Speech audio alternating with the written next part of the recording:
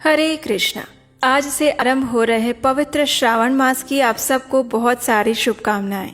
भगवान शिव आपकी हर मनोकामना को पूर्ण करें, आपको उनकी भक्ति प्रदान करें और धर्म युक्त बुद्धि का उपयोग करके आप अपने इस मनुष्य जन्म को सार्थक करें, ऐसी प्रार्थना हम करते हैं। इस पवित्र श्रावण मास में प्रातः काल के दिव्य वातावरण में आइए आज से हम श्रावण मास का महात्म्य सुनाती हुई सुंदर पौराणिक कथाओं का श्रवण आरंभ करते हैं। आप सबका स्वागत है आज की हमारी श्रावण मास कथा श्रृंखला में। आइए आज प्रथम अध्याय का श्रवण करते हैं। शौनक उवाच सूत सूत महाभाग व्यास शिष्य हि अकल्मष त्वदीय वदनां भोजान आख्यानानि शृण्वताम् तृप्ति न जायते भूयः श्रवणेच्छा प्रवर्धते कार्तिकस्य च माहात्म्यं तुला संस्थे दिवाकरे।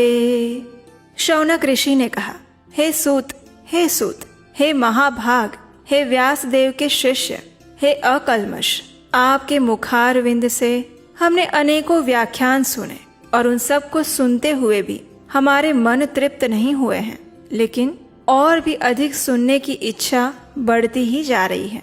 तुला राशि में स्थित सूर्य में कार्तिक मास का महात्म्य, मकर राशि में आने वाले सूर्य में माघ मास का महात्म्य और मेष राशि में आने वाले सूर्य के अंदर वैशाख मास का महात्म्य, और इन सब के साथ साथ उन सभी मासों के जो धर्म हैं उन सब को आपने हमें अच्छी तरह से सुनाया है। अगर आपके मत में इन सब से भी अधिक और महिमामय और कोई मास है तो कृपा करके आप उस विषय में हमें बताइए। ऐसा कोई भगवत प्रिय धर्म हो तो उस विषय में हमें कहिए, जिसका श्रवण करके हमें और कुछ भी सुनने की इच्छा ना रह जाए।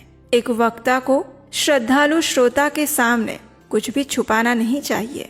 शौनक ऋषि के ये वचन सुनकर श्रील सूत गोस्वामी ने कहा, हे मुनिगण, आप सभी लोग धन्य हैं।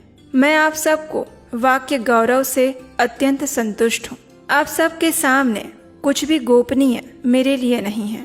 दंभ रहित होना, आस्तिकता, शठता का त्याग, उत्तम भक्ति, श्रवण की इच्छा, विनम्रता, ब्राह्मणों के प्रति भक्ति परायणता, सुशीलता, मन की स्थिरता, पवित्रता, तपस्या, अनसूया, ये सारे श्रोता के 12 गुण बताए गए हैं और ये सभी गुण आप लोगों में विद्यमान हैं और इसीलिए मैं आप लोगों पर अत्यंत प्रसन्न हूँ और इस तत्व का वर्णन अवश्य करूँगा। ध्यान पूर्वक सुनिए। एक समय अत्यंत तेजस्वी ऐसे सनत कुमार ने धर्म को जानने की इच्छा से परम भक्ति से युक्त होकर विनम्रता पूर्वक भगवान शिव से पूछा था। सनत कुमार ने कहा था, हे योगियों के द्वारा आराधनीय चरण कमल वाले, हे देवदेव, हे महाभाग, हमने आपसे अनेकों व्रत और बहुत प्रकार के धर्मों का श्रवण तो कर लिया है, लेकिन फिर भी हम सबके मन में श्रवण की इच्छा अभी बाकी है। 12 मासों में जो मास सबसे श्रेष्ठ और आपकी अत्यंत प्रीति कराने वाला हो, सभी कर्मों की सिद्धि देने वाला हो और दूसरे किसी भी मास में किया गया कर्म अगर इस मास में किया जाए तो वो अनंत फल देने वाला हो। हे देव, उस मास के विषय में हम जानना चाहते हैं, कृपया हमें बताइए और साथ ही साथ इस जन कल्याण की कामना से उस मास के सभी धर्मों के विषय में भी हमें अवश्य बताइएगा। सनत कुमार की बात सुनकर भगवान शिव ने कहा, हे सनत कुमार, अब मैं आपको एक अत्यंत गोपनीय रहस्य बता रहा हूँ, ध्यान से सुनिए। हे सुव्रत, मैं आपकी श्रवण इच्छा और भक्ति से अत्यंत प्रसन्न हूँ और ये सभी 12 मासों में श्रावण मास मुझे अत्यंत प्रिय है। इसका महात्म्य सुनने योग्य है, इसलिए इसे श्रावण कहा गया है। इस मास में श्रवण नक्षत्र युक्त पूर्णिमा आती है और इसी कारण से भी इसे श्रावण कहा गया है। इस मास के महात्म्य का श्रवण करने मात्र से सभी सिद्धियां प्राप्त हो जाती हैं और इसलिए भी ये श्रावण संज्ञा वाला है। निर्मलता के गुण के कारण ये आकाश के समान है और इसलिए इस मास को नभा भी कहा गया है। इस श्रावण मास के धर्मों की गणना करने में इस पृथ्वीलोक में कोई समर्थ नहीं है, जिसके फल का संपूर्ण रूप से वर्णन करने के लिए ब्रह्मा जी 4 मुख वाले बने, जिसके फल की महिमा को देखने के लिए इंद्र 1000 नेत्रों से युक्त हुए और जिसके फल को कहने के लिए शेषनाग 2000 जीवाओं से संपन्न हुए। ऐसे महान इस मास के महात्म्य को देखने और कहने में कोई समर्थ नहीं है। अन्य मास इसकी एक कला के बराबर भी नहीं।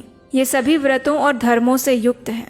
इस महीने में एक भी दिन ऐसा नहीं है जो व्रत से रहित हो, और इस मास में प्राय सभी तिथियां व्रत युक्त हैं। और इस मास के विषय में मैंने जो कुछ भी कहा वो सिर्फ प्रशंसा नहीं है। आर्त, जिज्ञासु, भक्तों, अर्थ की कामना करने वाले, मोक्ष की इच्छा रखने वाले और अपने अपने अभिष्ट की आकांक्षा रखने वाले चारों प्रकार के लोग, इन सभी को इस श्रावण में व्रत का अनुष्ठान करना चाहिए और इस कथा का श्रवण करना चाहिए। भगवान शिव के ये वचन सुनकर सनत कुमार ने कहा, हे भगवान, आपने जो कहा कि इस मास में सभी दिन और तिथियां व्रत रहित नहीं हैं, तो कृपया आप उन्हें मुझे बताएं। किस तिथि में और किस दिन में कौन सा व्रत होता है? उस व्रत का अधिकारी कौन है? उस व्रत का फल क्या है? उसकी विधि क्या रहेगी? किस किस ने उस व्रत को किया था? उसके उद्यापन की विधि क्या है? प्रधान पूजन कहाँ होना चाहिए और जागरण की विधि क्या है? उसके देवता कौन है और उस देवता की पूजा कहाँ होनी चाहिए? पूजन की सामग्री क्या क्या होनी चाहिए और किस व्रत का कौन सा समय होना चाहिए? हे प्रभु, ये सब कुछ आप मुझे बताइए। ये मास आपको आखिर प्रिय क्यों बना? किस कारण से ये मास इतना पवित्र है? इस मास में भगवान का कौन सा अवतार हुआ और ये मास सभी मासों में श्रेष्ठ कैसे हुआ? इस मास में कौन कौन धर्म अनुष्ठान करने चाहिए? हे प्रभु, ये सब कुछ बताइए। आपके समक्ष मुझ अज्ञानी का ये प्रश्न करने में कितना ज्ञान हो सकता है? आप संपूर्ण रूप से सब कुछ बताइए। मेरे पूछने के सिवा भी अगर कुछ बाकी रह गया हो, उसे भी लोगों के हित के लिए आप कृपा करके बताइए। रविवार, सोमवार, भौमवार, बुधवार, गुरुवार, शुक्रवार और शनिवार के दिन जो करना चाहिए, ये भी आप मुझे बताइए। आप सबके आदि में आविर्भूत हुए हैं, अतः आपको आदि देव कहा गया है। जैसे एक की विधि बाधा से अन्य की विधि बाधा होती है, वैसे ही अन्य देवताओं के अल्प देवत्व के कारण आपको महादेव माना गया है। तीनों देवताओं के निवास स्थान पीपल वृक्ष में सबसे ऊपर आपकी स्थिति है। कल्याण रूप होने के कारण आप शिव हैं और पाप समूह को हरने के कारण आप हर हैं। आपके आदिदेव होने में आपका शुक्ल वर्ण प्रमाण है, क्योंकि प्रकृति में शुक्ल वर्ण ही प्रधान है। आप कपूर के समान गौर वर्ण के हैं, इसलिए आप आदिदेव हैं।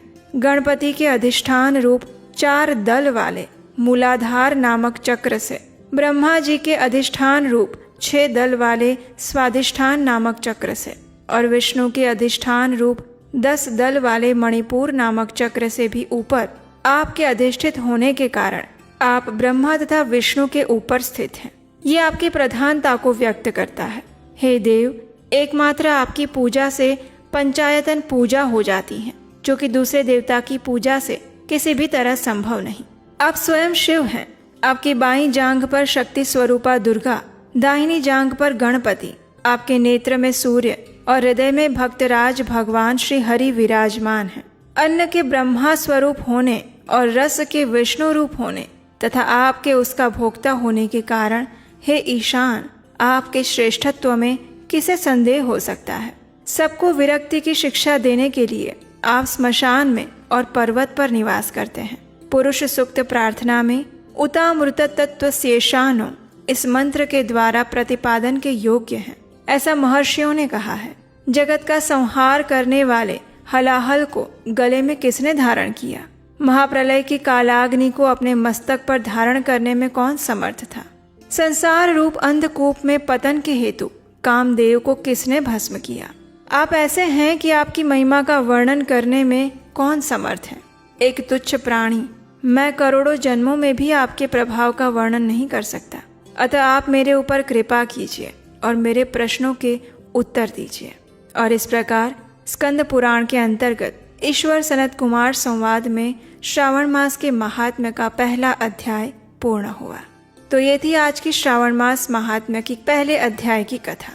हमें आशा है कि आपने इस कथा का ध्यान पूर्वक श्रवण किया होगा और भगवान शिव की विशेष कृपा प्राप्त की होगी।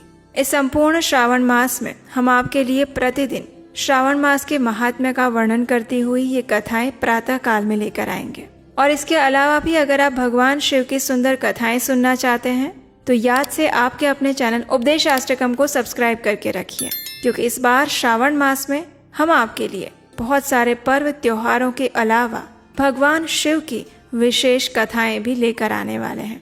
इसके लिए आप हमारे व्हाट्सएप कम्युनिटी ग्रुप के साथ भी जुड़ सकते हैं। उसका लिंक नीचे डिस्क्रिप्शन बॉक्स में दिया गया है। अगर आज की कथा अच्छी लगी है तो इसे लाइक कीजिए और सबको शेयर कर दीजिए, ताकि इस पवित्र श्रावण मास में कोई और कुछ कर सके या ना कर सके, कम से कम इन कथाओं का श्रवण करके उतना तो पुण्य फल अर्जित कर ही सकते हैं। तो हम आपसे मिलेंगे इसी कथा श्रृंखला के अगले अध्याय के साथ कल प्रातःकाल। हरे कृष्णा।